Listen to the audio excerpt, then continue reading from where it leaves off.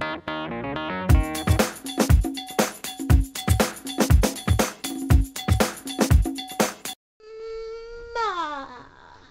right.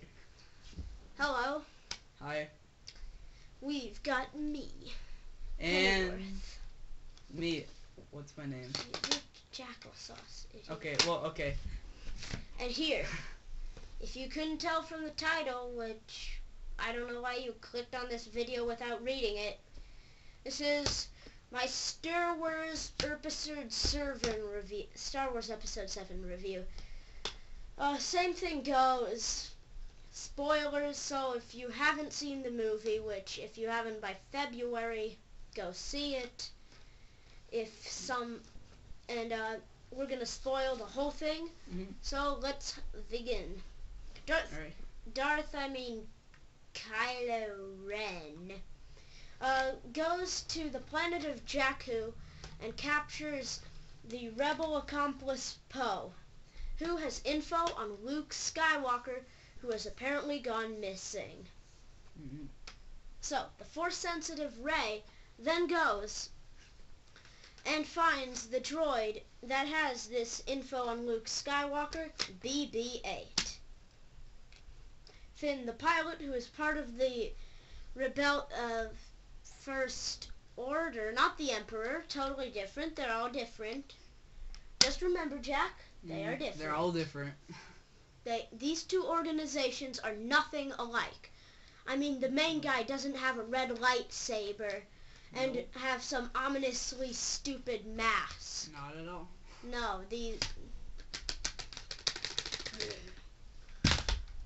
totally different. So, as the point stands, Finn is part of this stupid group, and he's crashed on Jakku, which a line from Han Solo that I like. Why does everyone want to go to Jakku? I don't know. It's just a Tatooine ripoff. I mean, seriously. A desert planet. What does that remind you of? So they steal the Millennium Falcon, which I guess they just have for some reason.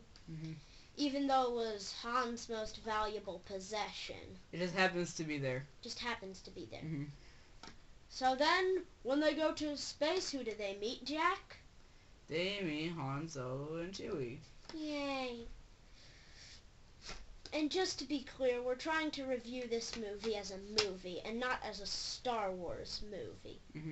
Because if we were reviewing it as a Star Wars movie, well, yeah, we'd still be as critical, but we our rating would probably be better towards the end. So, back to the plot. The rebels, our little rebel team, goes to Takodana, and Maz gives them the lightsaber. Get it? Maz Eisley?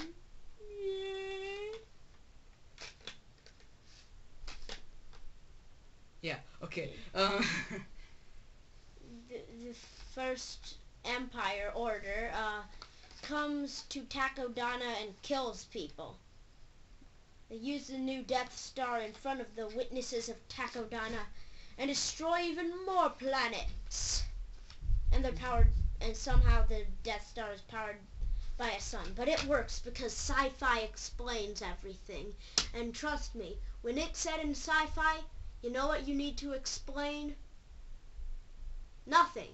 Because sci-fi apparently doesn't need an explanation. Not at all. And they go to the rebel base for their assault on the new Death Star. Yep. And the team going is Han, the Solo,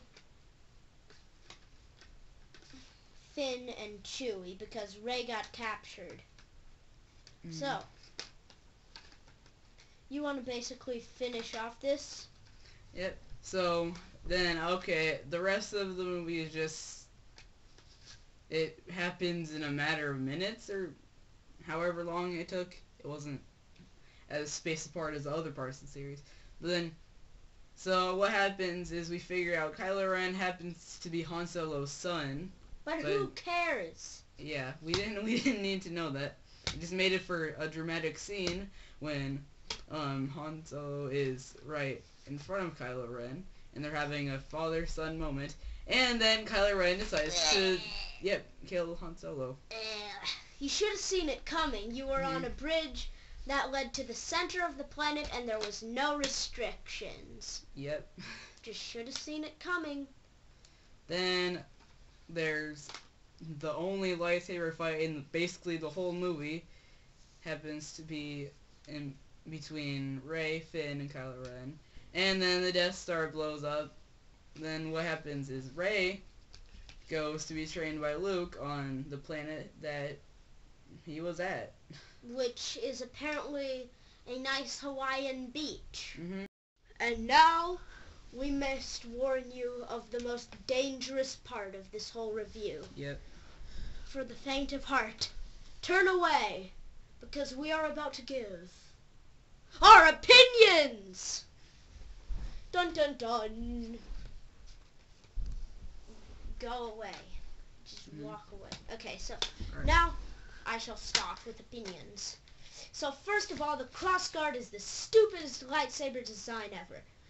Mm-hmm. The two little beams, I just imagine Kylo Ren just dropping the lightsaber and it just piercing through his freaking foot. And Rey was just totally not on Tatooine, and something I noticed, that this may be a spoiler, and if it is, I called it. Mm-hmm. But I believe that Rey is Luke's daughter, because in the first trailer we saw there's the I have the Force, you have the Force, now you have that power too. And it cuts to a shot of Rey running, and she's the center in the camera. So I'm not saying anything about anything, but I just think that. And it's kind of a copy of episode 2 with the whole plot structure. I mean, we've got episode 4. We've got the whole thing with a young hero meets an old hermit who has a history with a villain coated in a black suit and a black mask that alters the tone of his voice. And they have a red lightsaber, but the hero has a blue lightsaber, and they go and destroy a giant Death Star that's already destroyed a planet that maybe had some relevance to a character. Like one. And then that's only just a tiny fraction. So Jack, what do you think? Alright, what I think is, so the reason everybody thinks it was a great movie is because we waited a whole year for this, so they allowed hype to come for the whole year, which might have been a smart move just in case the movie was terrible, because people are going to like their movie because they waited a whole year for this and they don't want to disappoint themselves. And because of this, none of the reviews are honest. There's like, oh, it's the new Star Wars, it's amazing, best movie I've ever seen, yay, Star Wars, yay. And then the biggest criticism I have is there's basically only one black person in this whole film, or only one important black person in the whole film. And what do they portray him as? They portray him as a traitor. I think even after LucasArts was bought out by Disney, they're still racist. So now for my review. For our total out of 10. Yep. To be honest, this film would get a 6 out of 10 because I just want to say it right here. Star Wars Episode 7 is nothing but an average film. It's just simply that, an average film. They just combined a few of their movies and turned it into this. New movie. More like 3 old movies. And what would you rate it? I also rated it 6 out of 10 for basically the same reasons, and how it was kind of a disappointment after we had to wait a whole year.